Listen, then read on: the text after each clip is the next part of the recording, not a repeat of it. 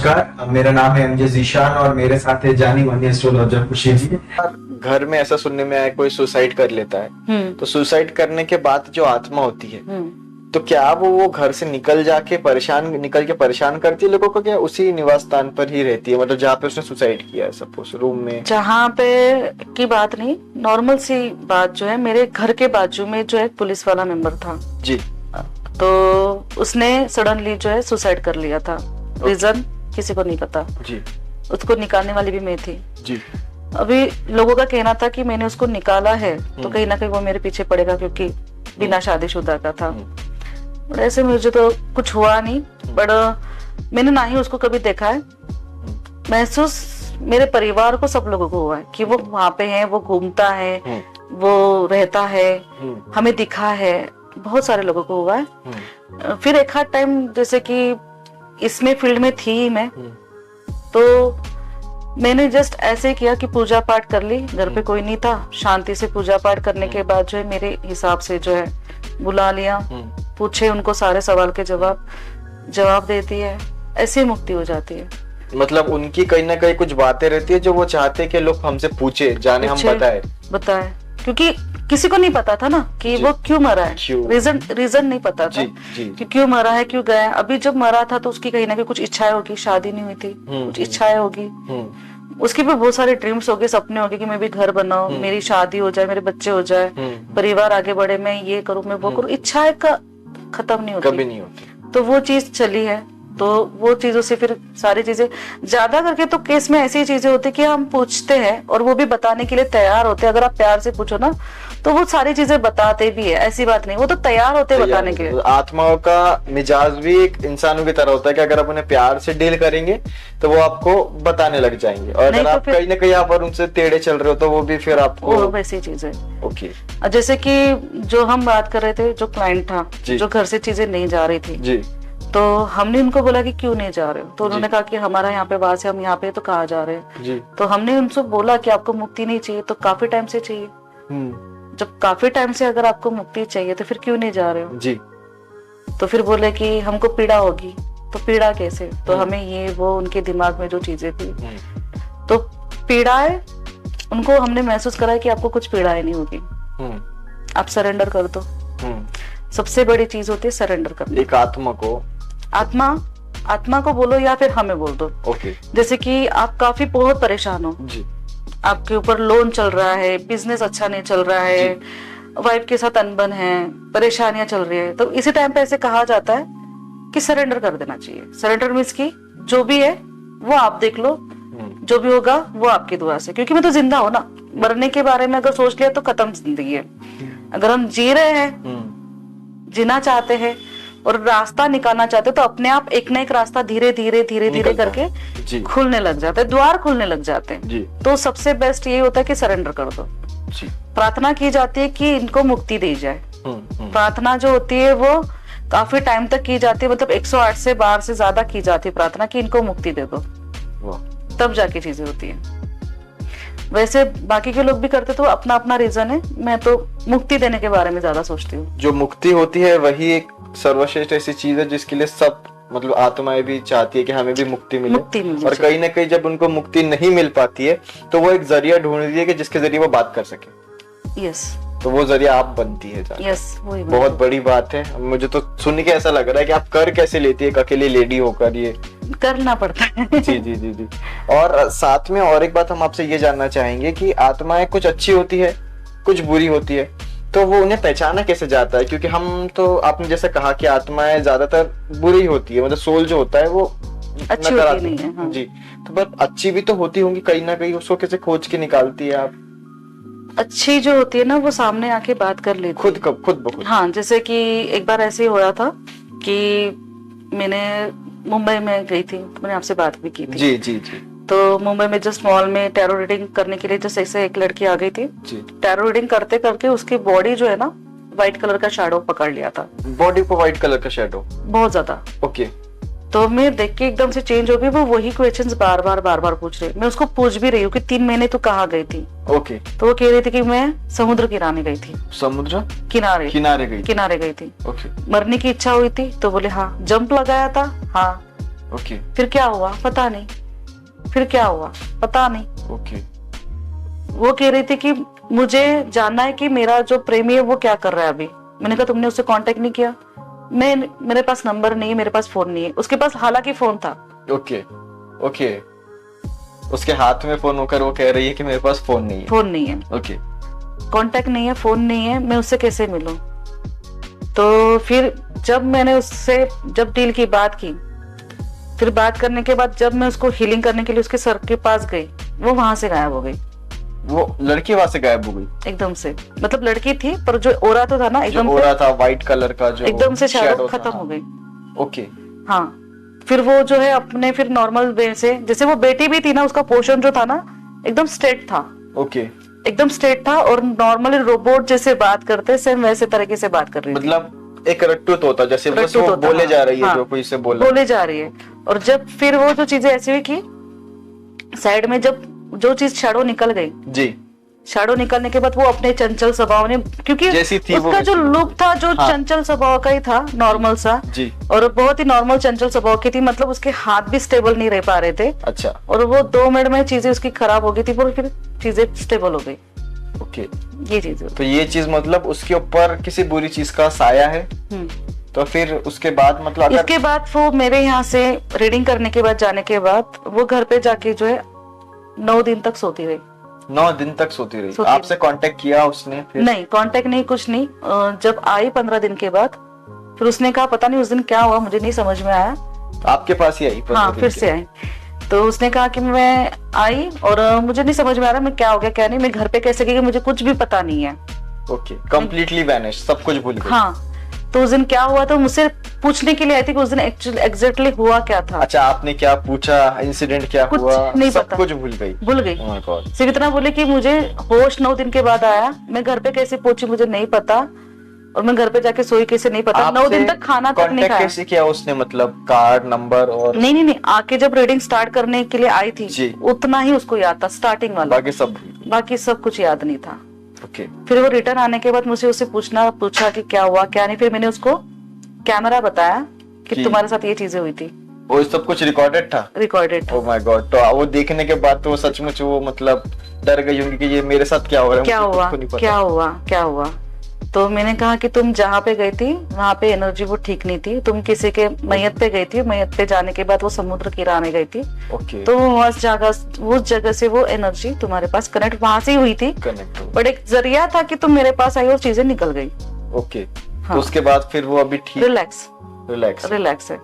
Okay. तो काफी मतलब डरावनी बात है कि हम कहीं जा रहे हैं और कोई चीज हमको अट्रैक्ट कर ले रही है, उसके बाद हमें खुद को नहीं पता होता है कि हम किसी के वश में या फिर हमारे ऊपर कोई कैसे आ चुकी है। हाँ, पता नहीं चलता। तो ऐसी हालत में एक व्यक्ति को क्या करना चाहिए? मतलब हम डर जाते हैं जनरली, तो क्या आप जैसे रीडर से कनेक्ट करना चाहिए?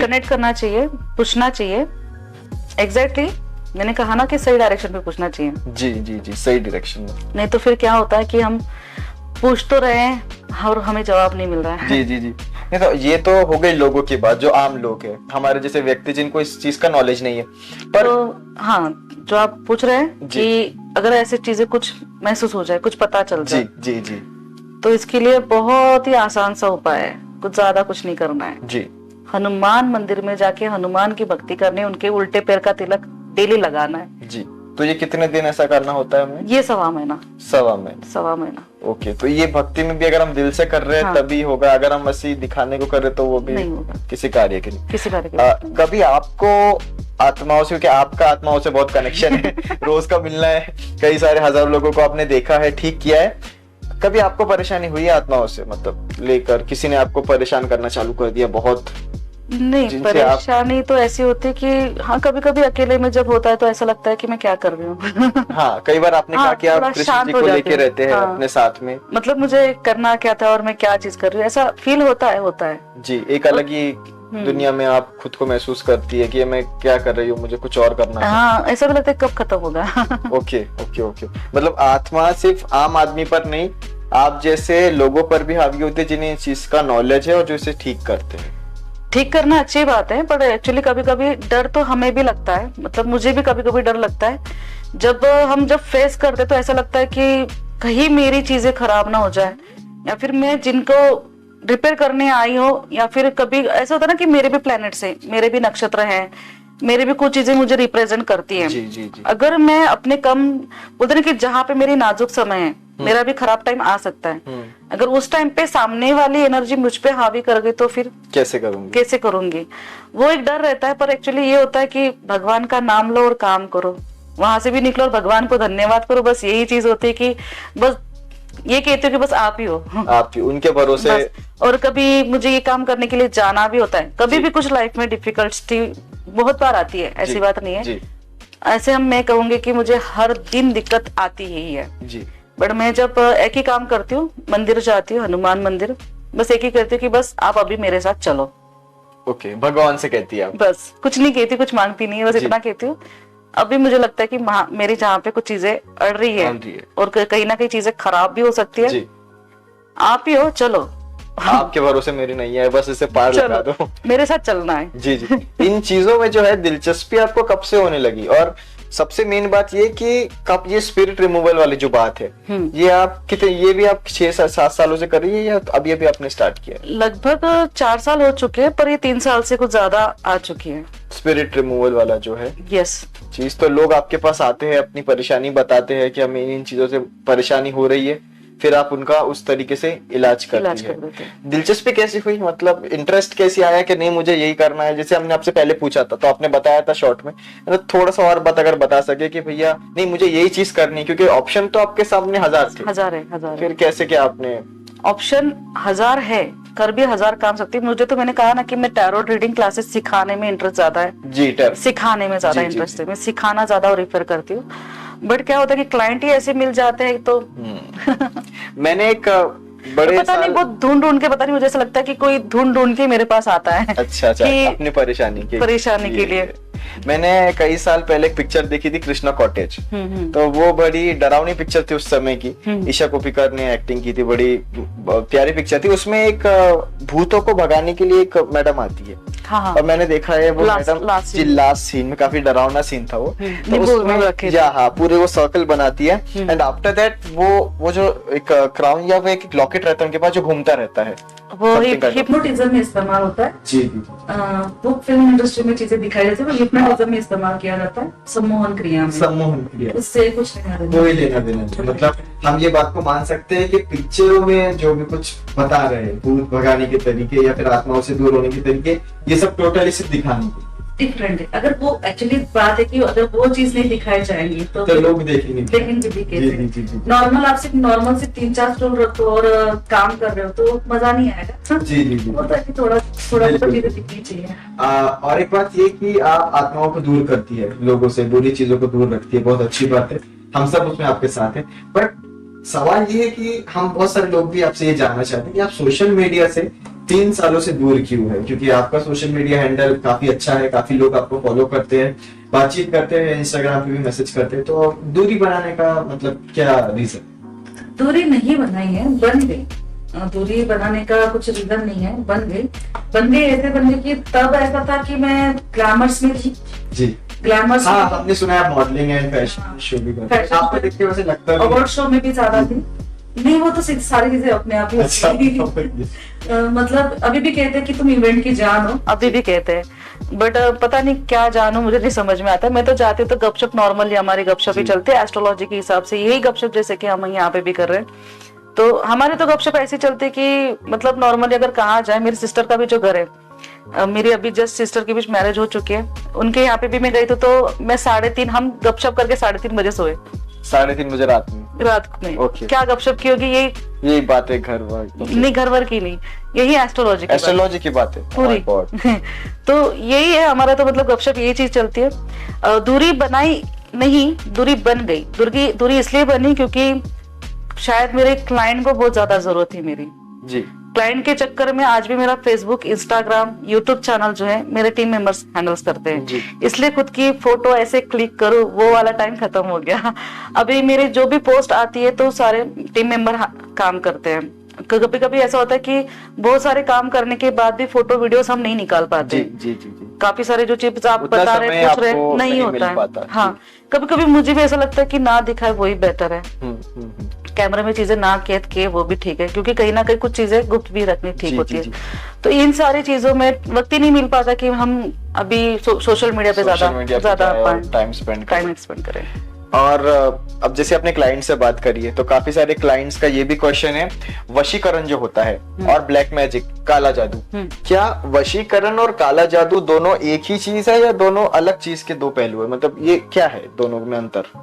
वशीकरण और ब्लैक मैजिक अलग अलग है, अलग अलग, दो अलग चीज है। यस। वशीकरण जो होता है, वशीकरण में भी दो पार्ट्स है जी। एक वशीकरण, जैसे कि अभी आपको कोई लड़की से प्यार है जी, लड़की को आपसे प्यार है जी, तो अट्रैक्शन, वो वशीकरण जी, ओके, ठीक है। दूसरा ये वशीकरण होता है कि मैं अभी मेरे फील्ड में काम करने वाली हूँ और आप मेरे फील्ड्स में काम करने वाले हैं, मुझे आपसे काम निकालना है, तो आपकी जो भी अच्छाई है, जो भी चीजें हैं, आपसे काम करवाना है, उस चीज का वशीकरण। ओके, मतलब आप मेरी पॉइंट टू पॉइंट बात है मानेंगे, काम करेंगे, ओके, ठीक है। वशीकरण ये भी होता है कि आपके ऊपर ऐसा वशीकरण किया जाता है कि आपके जो भी आप कमा रहे हैं, आपके जो भी फ्रेंड सर्कल है, आपके जो भी रिश्ते हैं, आपके रिश्ते तोड़ देगा, आपके फ्रेंड सर्कल के जो कनेक्शन जो बन रहे थे। तो ये वशीकरण जी अपने आप होता है? हाँ, नहीं ऐसे नहीं होता, वशीकरण अपने आप नहीं होता, बट जैसे कि चीजें जो इसका जो रिफ्लेक्ट डालते हैं, आपके दोस्त बंद हो जाएंगे, मिलना दोस्तों से बंद हो जाएगा, घर पे माँ बाप, पत्नी आपकी इज्जत नहीं करेगी, बात नहीं करेगी, आपसे दूर हो जाएगी, पैसे जो है आना बंद हो जाएंगे। बस इससे बुरा क्या हो सकता है? और सब कुछ परेशान तो हो गए, आप परेशान हो गए जी। फिर आपके ऊपर आपकी बात जो सुनने वाला होता है ना, जैसे कि मैंने आपके ऊपर वशीकरण किया है, तो आप मेरे पास ही आएंगे। ओके, मतलब हालात मेरे गुलाम पर मजबूर कर देना कि आप मुझसे ही बात करो, मेरे पास आओ, मुझे अपनी परेशानी बताओ। यस, वो होता है वशीकरण। और ब्लैक मैजिक जो चीजें होती है जी, ब्लैक मैजिक चीजें कि आपका पूरा घर पे पूरी चीजें बांध देती है। ओके, घर पे मतलब आपके अपने जितने भी पैसे कमाए थे, जितनी भी चीजें कमाई थी, जितना भी नेम फेम कमाया था वगैरह सब, जितनी भी चीजें आपको जो प्लैनेट या फिर जो कुछ भी चीजें आपके ओरा से कनेक्टेड है जी, वो चीजें छीनना ब्लैक मैजिक पूरा बांध देता है। पूरा बांध। मैंने फिल्मों में देखा था कि ब्लैक मैजिक में गुड़िया होती है, उसको सुई चुबाई जाती है, नींबू और वुडू पैटर्न से करते हैं, कुछ तांत्रिक क्रिया से भी वो चीजें करते हैं, महाकाली की क्रिया बोलते हैं उसे जी, अघोरी क्रिया बोलते हैं, जो सुई चुबाई जाती है, जो मांस खिलाए जाते हैं, मांस की चीजें जो होती है वो की जाती है, वो सात्विक चीजें नहीं होती, तांत्रिक क्रिया की चीजें होती है। वो चीजें करके देखो, जो चीजें करने वाला भी है वो भी दुखी रहेगा, और आपके ऊपर भी जो चीजें हो रही है, क्योंकि आप किसी के लिए गड्ढा जो खोद रहे हो। यही मेरा सवाल था कि जब आप किसी के लिए बुरा सोच रहे हो या फिर किसी के ऊपर काला जादू कर रहे हो, ऐसे आपके पास भी क्लाइंट आते हैं कि हमारे साथ किसी ने बुरा कर दिया, तो क्या कर्मा जो होता है उनके साथ इसका बदला नहीं लेता, या उनके साथ वो चीज नहीं होती?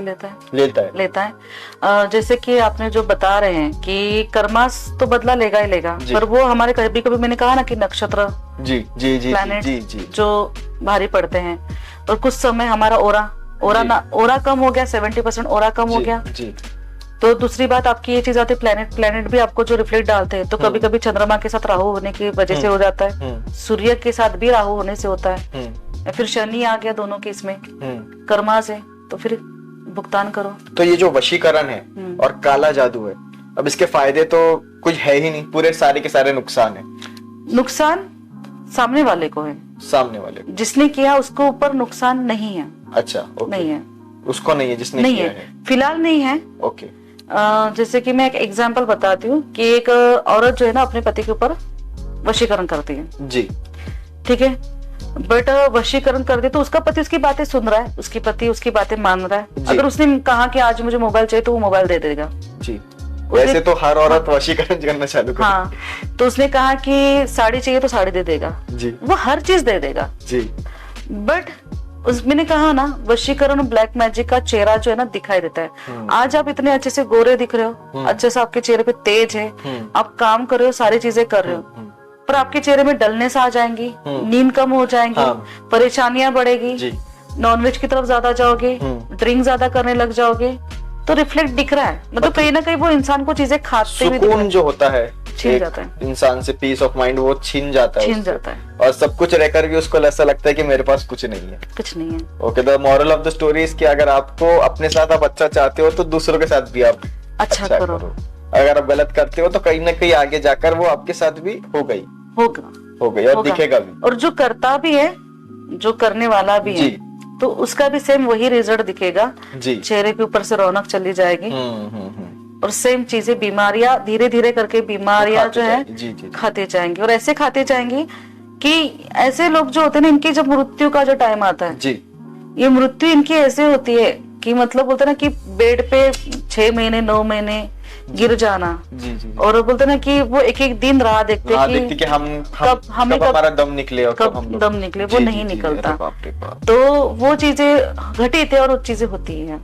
ये बातें समाज में जाना बहुत जरूरी है आजकल के जमाने में कि हम किसी के साथ अच्छा कर रहे हैं तो हमारे साथ हमारा कर्मा, हमारा भगवान मिल ही जाएगा, ऊपर वाला इस जन्म में नहीं तो नेक्स्ट जन्म में तो मिल ही जाएगा। बिल्कुल। और ये बात को लेकर और एक बात ये ख्याल में आती है कि आप एक लेडी है, अकेली एक आप लेडी होकर इतना सब कुछ कर रही है। आपने जैसे कि हमने बताया था कि आप प्रोटेक्शन लेती है, आप बहुत सारी चीजें प्रिकॉशंस लेके करती है।